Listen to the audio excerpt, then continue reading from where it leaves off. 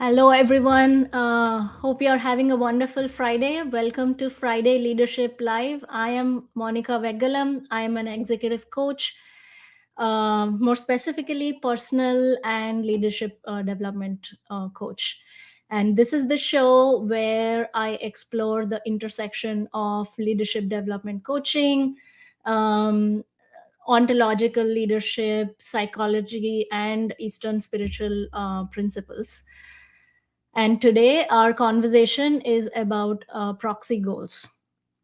So, let me check quickly if I am live at all and if my audio is fine. Okay, I am live.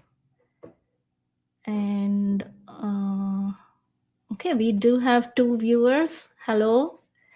And I do have a little bit of a cold, so you'll hear my voice a little bit nasal. And if you're watching this for the first time, this is not probably not how I sound. I sound a little bit different, maybe. So, and I might also end this early, kind of keep our topic a little bit short. Today, I want to talk about proxy goals. We'll cover what proxy goals looks like, what causes it, spoiler alert, fear. And if you have a reaction to that, stick with me for a while. I'll clear it up with like a new mental model that you can, start to experiment with. And then we'll talk about how or specific inquiries or practices that you can take on to recognize, like catch these moments where you get caught in the proxies and how to get out of them, like shift your way out of them. So give me 1 second as I close this distraction. Watching myself speak is never comfortable, and I feel like I need to adjust my hair, or I'm doing something, like there's like this anxiety that comes on when I watch myself speak, and I just want to close all of that out. But I do have comments open, so if you have any questions about anything that I speak, please put them forward and I'll try my best to answer them. Okay, so what are proxy goals? In a recent podcast, Lex Friedman podcast, I think Jeff Bezos talked about holding a skeptical view of proxies, and he gives this example of a company who designates a metric. Maybe he was talking about Amazon. I'm not sure. He talks about this metric that they designated, which is number of returns per unit sold, number of customer returns. And they think that it's worth watching. But then fast forward 5 years later, they would see like people optimizing for that metric and people arguing, or they're designing systems to kind of make sure that metric is always low, instead of the original intent of that metric, which was customer happiness. But the metric of number of customer returns doesn't equal to the goal of customer happiness. Like not really, not directly. It doesn't mean that if you optimize for that metric, you are increasing customer happiness on the whole, right? So that's where like businesses get lost into kind of proxy goals, which become more important than the original goal. So that's the concept of proxy. Now that's the business case. And this proxy sort of blind spot is very common when we have personal goals too, and especially when these personal goals are big, complex, kind of vague, and kind of like they're really calling us forward, and they kind of pull us out of our comfort zone. That's when it's very common and almost expected that we get lost in the proxy goals. So I want to give a personal example of how this happened to me. And then I'll talk about the fear model.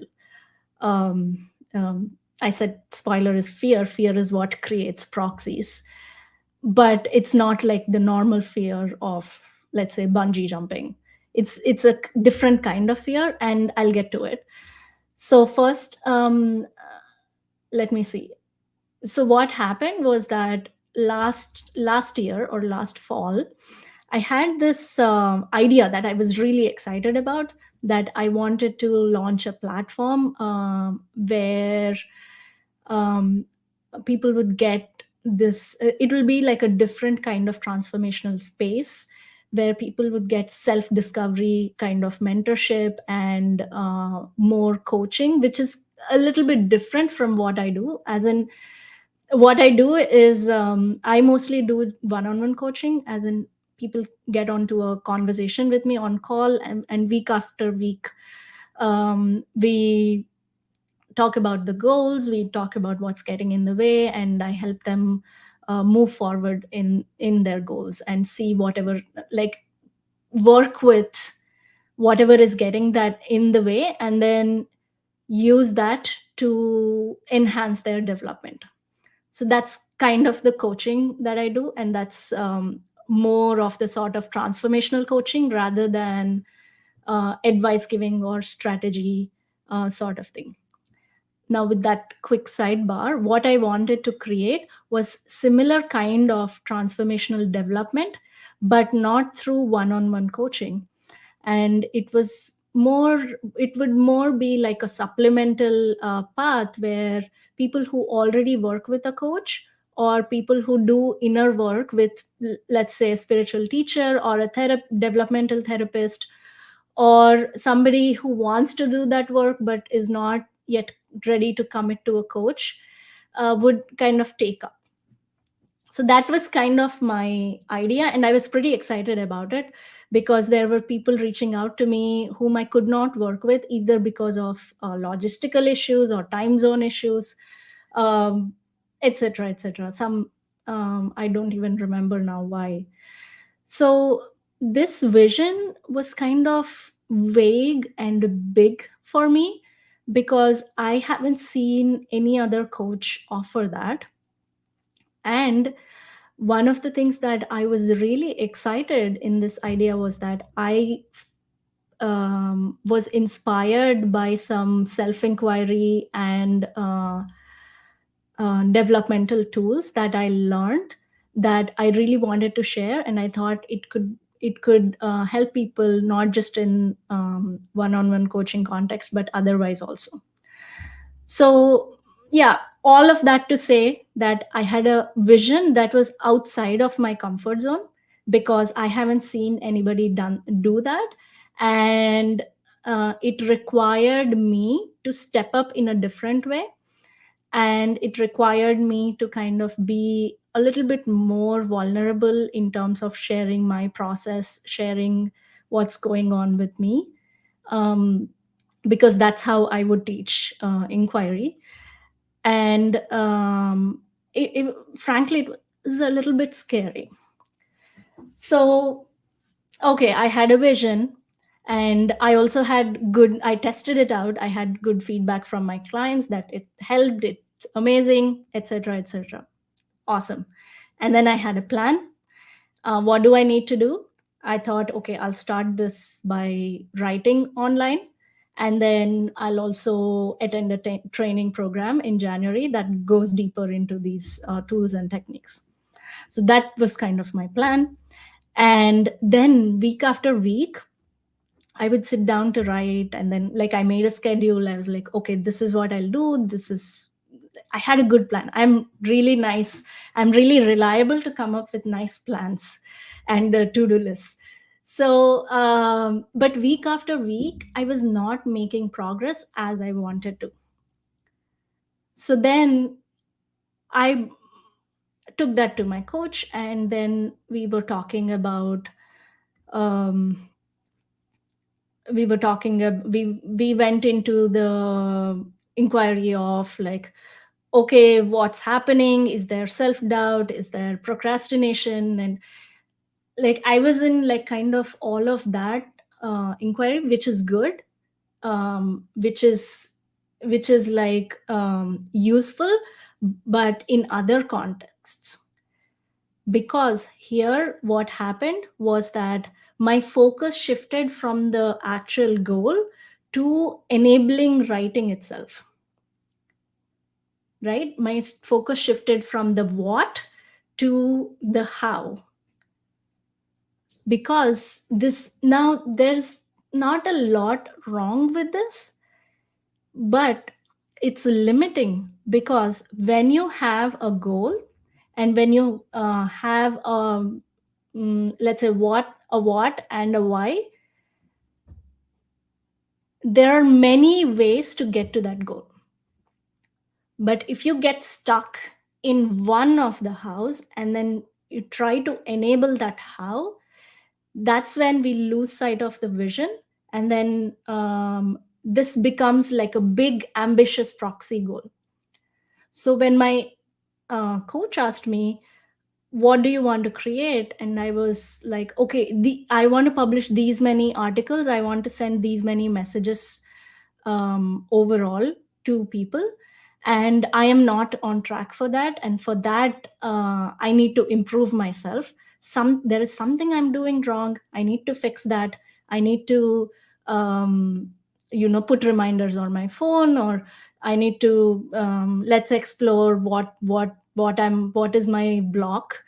And then I joined a writing course called Rite of Passage, which is an excellent course, by the way, if you're looking for writing, some structure towards writing. It's excellent. I would highly recommend that. So then I joined a course, and I tried to focus on getting the writing part right before I launched. So you see how my proxy goal became more important. And then there was like another conversation I had when I really had to confront, like, okay, what for am I doing all of this? And this went on for months, mind you. And I was doing this from, I don't know, May to November, September, maybe November too. So I had to really confront, what for am I doing this? What's my like ultimate goal? And I had no answer. And I just like sat with that. It was very uncomfortable.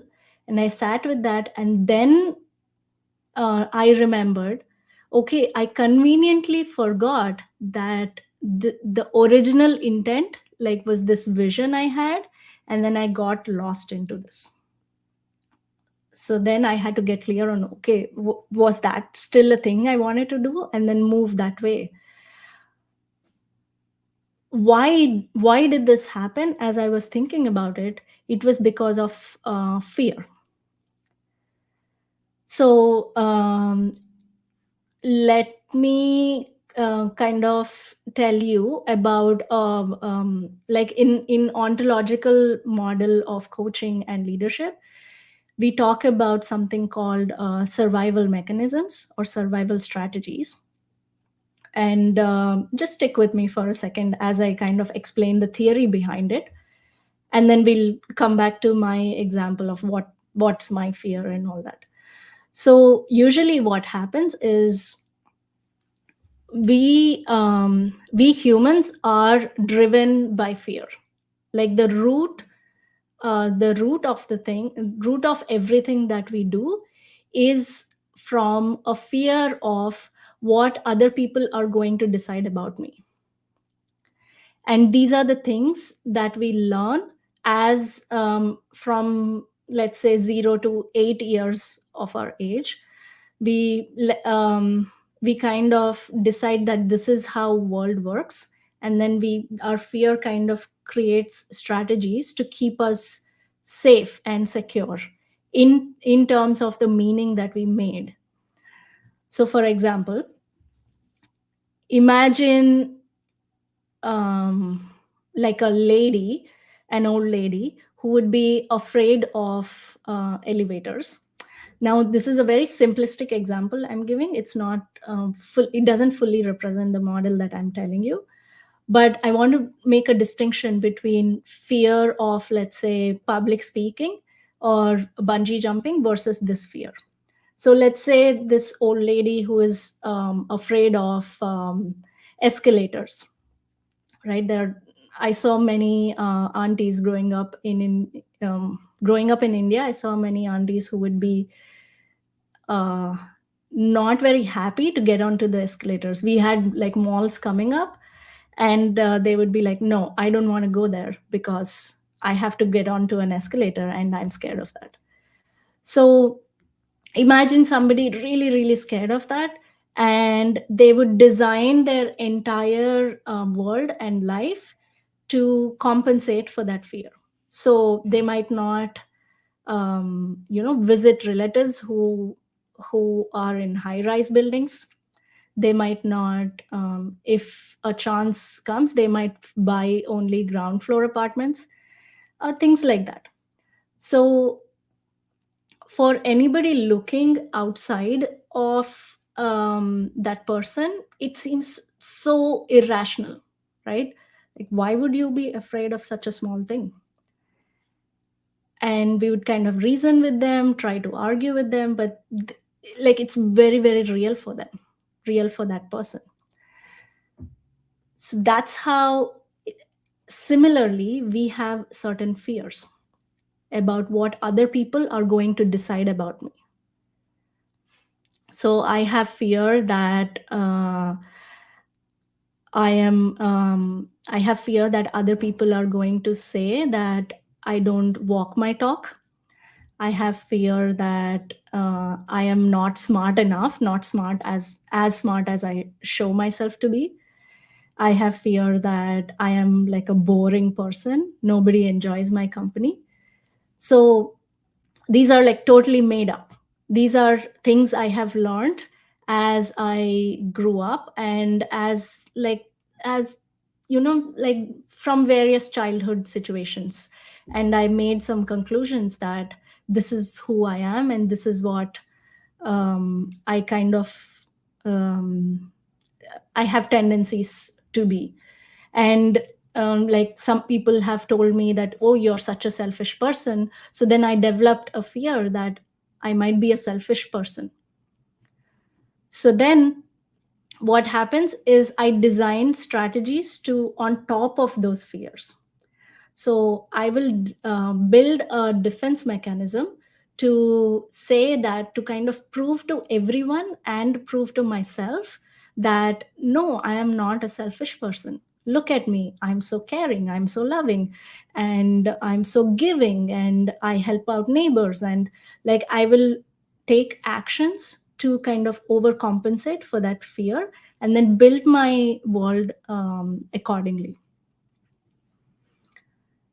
So similarly, if I say, if I'm a person who is afraid of um, looking kind of not so smart, um, then I would try to, I might try to take a lot of courses, or I might try to do a lot of prep before a meeting, so that nobody ever points to me that I'm not smart enough.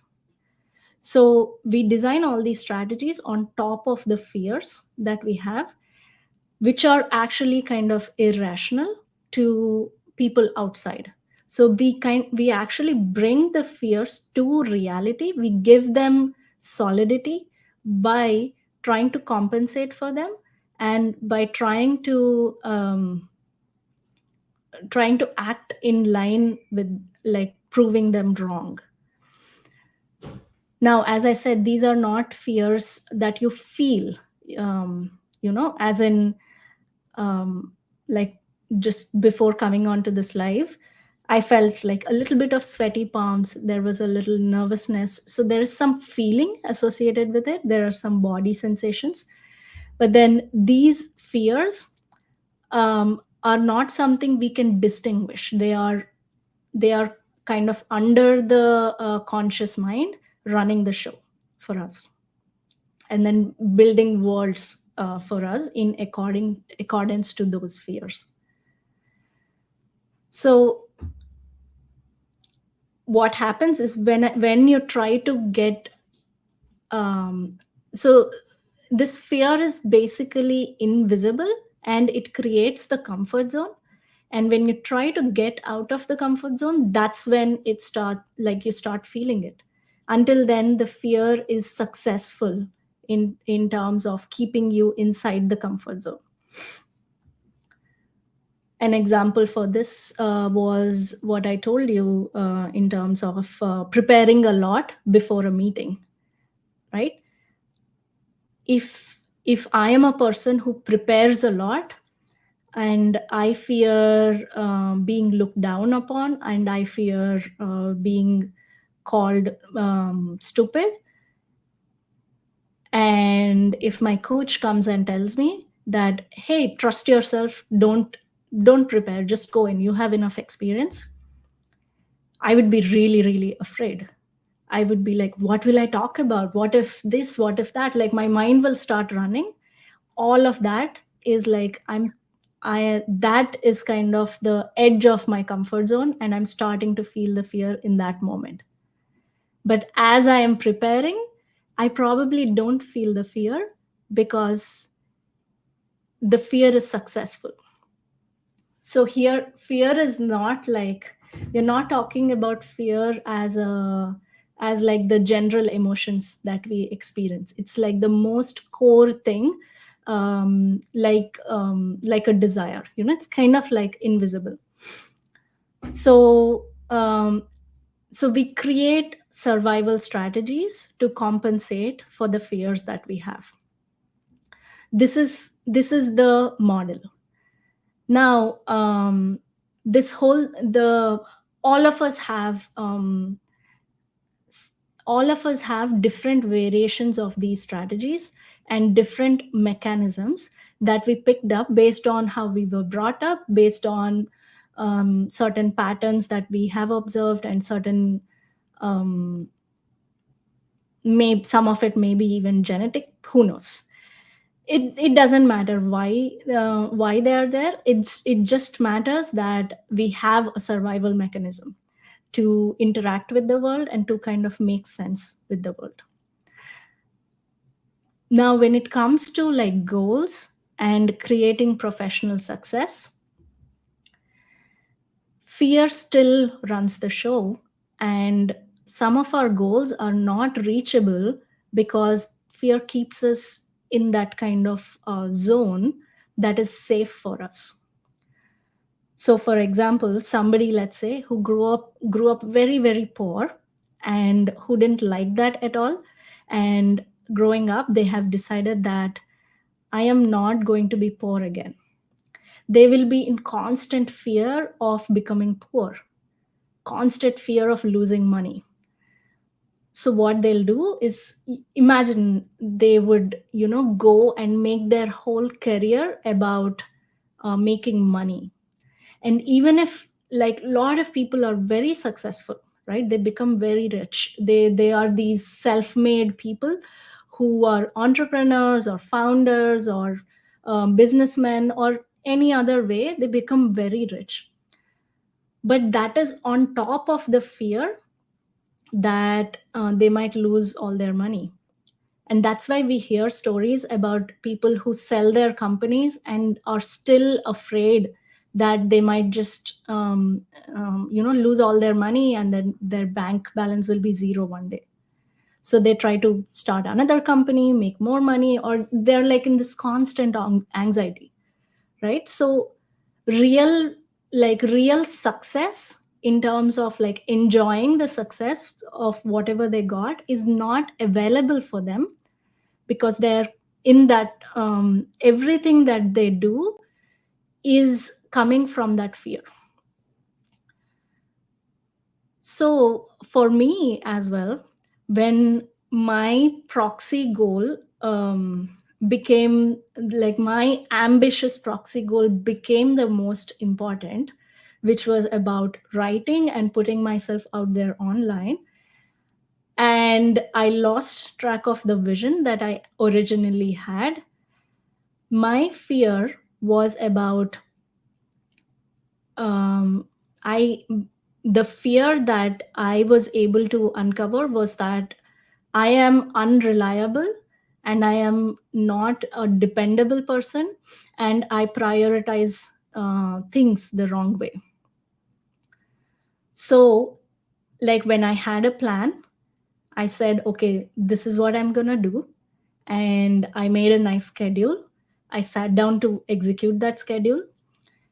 And when I was not like, I was able to execute for some time, and then there are times I slipped. That's when my fear kicked in.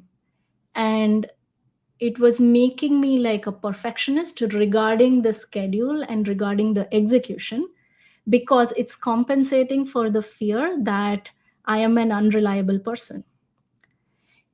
Like if I slip doing a task on one day, I am making it mean that I'm an unreliable person.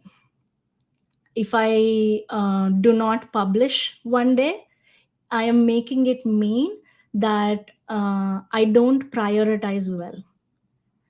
So, because there is that story that I am interpreting, what I do is like my system kind of freaks out, and I am like, okay, this is not supposed to be happening. I am a reliable person. I want to be a dependable person. So let me just stick to the schedule. Let me stick to the schedule. Let me execute well. Let me like get all the support I can get to execute well. So then I like everything about execution becomes so significant that I lose track of the vision.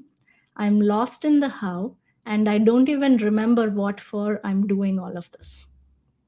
That's what happened for me. So now I'm not saying that every time you get fixated on a proxy goal, this is the experience behind whatever might be happening for everyone. I am what I'm saying is that there is a flavor of fear creating you to fixate on the proxy goal. And we need to understand, like you need to inquire into what that fear is really about. um, let's see, what do I want to cover next? So the thing I want to talk about here is that this fear that I'm unreliable, like I was having this conversation with my coach and we kind of uncovered this. And then he said something very it kind of broke my brain. uh, so he was like, so I said, okay, it seems like I'm afraid of being unreliable and not prioritizing well. Then I remembered instances from my childhood where my parents kind of said that to me in a, like not directly but in a certain way. And I just kind of made that into a program. Or basically it's like a solid neurohormonal pathway for me where it gets executed every time. So until because that's how I made sense of the world when I was a child, because of certain events. Now I don't want to get into those events, and it doesn't even matter, we all have certain events. It doesn't have to be even traumatic to make you it can be like a normal event, and that's how you kind of program yourself that okay, this is how the world works and this is how I need to show up. So I was in this conversation with my coach, and I was like, okay, looks like this is what I'm afraid of. And then he asked me a very simple question, like, are you always unreliable? And I'm like, no. And he asked me, are you sometimes unreliable? And I was like, yes. And are you sometimes reliable? Yes. And do you sometimes prioritize things wrong? Yes. Do you sometimes prioritize well? Yes. Are you dependable? Yes. Are you not dependable? Yes. So like we are all of those things, right? And he was like, that is why we have tools like AI or chat gpt, and we have designed such technology around us to help us be more reliable, help us more be like compensate for the things that we are not able to do as humans because we have limited resources, limited bandwidth. And it means that we don't need to give so much significance to the stories of fear that we have. So we humans are complex and we have multiple identities.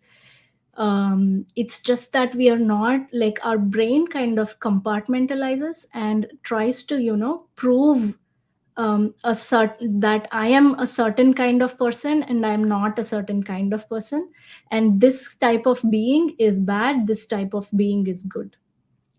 But that's not how it is. Accepting like the full range of who you are really gives this freedom of not holding on to one identity. When we don't hold on to, like, when we don't give significance to this, um, like whatever we are afraid of and whatever we are defensive about, when we stop giving significance to that, like the world kind of opens up. And for me, how it opened up was like I saw like four other ways I could achieve my vision. And then like my brain started firing and I designed a whole platform within 2 weeks, which did not require me to write a lot, which did not require me to do all the things that I was planning to do. And so I'm still closer. Like I made so much progress in 2 weeks than I made in like, I don't know, 4 or 5 months. So that's the kind of exponential results that we talk about in transformational coaching. And it sounds kind of like, it might sound a little bit obvious. It might sound, yeah, okay, cool, whatever. But then when you actually get into your own inquiry and your own experience of how this pans out, how your fear has built a world around you, you will start to understand the complexity and the depth of it. And you will start to understand like the survival mechanisms that we have. They're like roots that are like so strong in our mind and makes us act in only particular ways. So here are some inquiries. If you find yourself getting lost into proxy goals or getting fixated on proxy goals, here are some inquiries for you to understand and inquire into, like, your fear. Remember, I told you this is invisible. You don't actually feel like sweaty palms or like anxiety or anything. This is like the core thing in that creates how we experience the world. So here's how to inquire. um, like I lost my train of thought there and I'm muttering. Let me see, let me get back. Okay, so here's what I want to tell you. Since this fear is invisible, you need to find certain opening points, as in certain points where you can enter into the awareness of fear.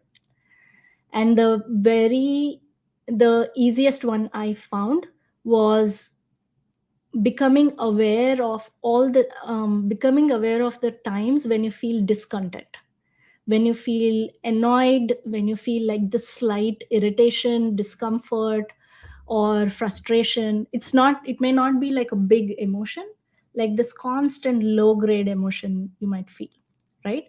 And then what I do, I don't know about you, I resort to certain coping strategies, which is like, eating a lot of snacks or watching TV, or somehow trying to like escape that.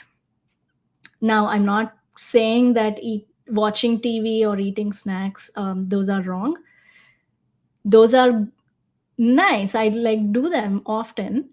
Um, but watching something because I enjoy it versus watching and binging TV because I want to run away from something, those are like two different things. The quality of the experience is completely different. So catch yourself resorting to certain coping strategies that you have to run away from discomfort. And then, so that's like your opening into the fear, right? Then ask yourself questions. What do I believe is impossible in this moment? Because that's what fear creates. Fear creates a story that me being reliable, me being dependable is impossible. Me writing and me publishing these many articles or me reaching that goal is impossible. Okay, so that's like the first question. And the second is like these are not in series, just kind of see what works for you. Then the second is, what for? Do anything, like whatever I am like so stuck on doing, whatever my proxy goal is, what for am I doing it? Now, if you have a very clear answer, that means maybe you're not stuck in your proxy goal, maybe that is the real goal. But if you feel like you're escaping that question of what for do this, or what do I want, or what am I trying to do, or what am I trying to create here, that means that um, most probably the fear has kind of derailed you from the path and taken you into proxies. So some other questions might be, what am I avoiding feeling?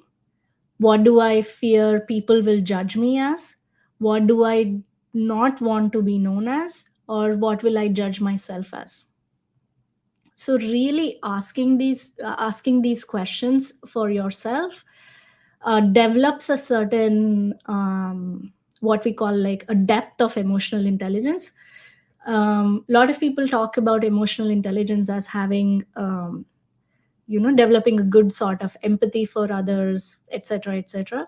But here we are talking about a different kind, where you're inquiring into your own inner experience rather than projecting it outwards in terms of something is wrong or they are wrong, or this my life sucks, or everything about this is wrong. Like I get into those stories, but instead of like outward, we like turn inwards and ask ourselves these questions, and ask ourselves, how am I creating this experience for myself? Like really take responsibility for, what is my fear, what do I not want to be judged as, what do I want, and how am I creating this experience? So that's like the very brief kind of overview of what you can do as an inquiry, as a starting point, to get into what's going on. Then the next steps is, once you figured out what the fear is, it's like it starts having power over you. It's like a monster under the bed. You just look at it, like until you look at it, it seems like a big thing. But once you actually look at it, it's like, oh, okay, there's nothing here. So you'll see how it's made up. And it it stops having an effect on you. Now, even after that, it doesn't mean that I automatically just changed and I'm not acting out of my previous patterns. But then I create a new identity that I want to take on. Like, who do I need to be to take on this vision or take on this goal? Because just identifying the fear is not enough. You need to practice a different way of being, so that we don't get sucked back into the proxy goals that we had before or our older patterns. So what I'm describing here is an identity shift. It's like, who did I become because of the fear, to who do I want to be, and then we practice that. It works beautifully well. And it gives also a lot of freedom from the things that kind of irritate you and like annoy you at like a low grade level. So for me, as I figured this out, I lost a lot of compulsive behaviors that I had before. I lost a lot of defensive ways of talking about myself. And there's a sense of like lightness, and a new sense of energy and excitement for the goals that I have, for going forward and doing the things even though they are uncertain, vague, and kind of complex. So like my capacity for complexity increased because I'm not stuck to the how or certain patterns of doing things the right way. So in this transformation that I described, it's not just that I kind of from acting on proxy goals to acting on my goals. I also shifted the underlying patterns of getting fixated on the right thing to do, getting fixated on trying to appear a certain way, getting fixated on seeking a validation in from people in certain ways. So like those, the whole like the fear creates this whole what do you call this ball of wax that kind of gets melted and lot of new ways open up. And that's what happened for me. And I just can't talk about it enough because it's like such a wonderful experience to create that shift for yourself. And it's such a wonderful experience for me because all the ways that now I can see how I was stuck like this even when I was at working as an engineer at Microsoft, even during my high school, how I was just doing things only particular way. And I even remember at my first job, one of the feedback that somebody gave me was that you kind of you're sometimes like my way or highway. I was a little bit shocked, but now for me now that makes sense. So yeah, that's about proxy goals, and that's what I wanted to tell you about.